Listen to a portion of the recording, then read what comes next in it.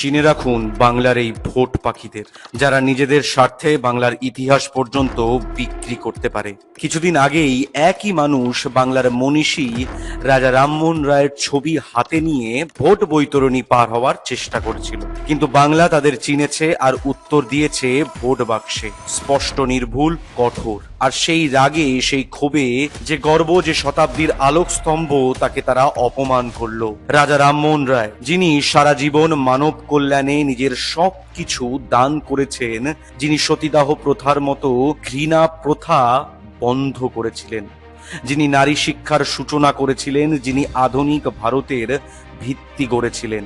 আর বিজেপির কিছু নেতা বাংলার এই মহাপুরুষকে বলল ব্রিটিশদের দালাল। राजा राममोहन राय भी थे, वो भी अंग्रेजों के दलाल के रूप में देश में काम करते रहे हैं। এটাই তাদের বাংলার প্রতি মনোভাব, এটাই তাদের বাঙালির প্রতি অসম্মান। বাংলা সব দেখে, সব বোঝে, আর অপমান ভুলতে শেখেনি কখনো।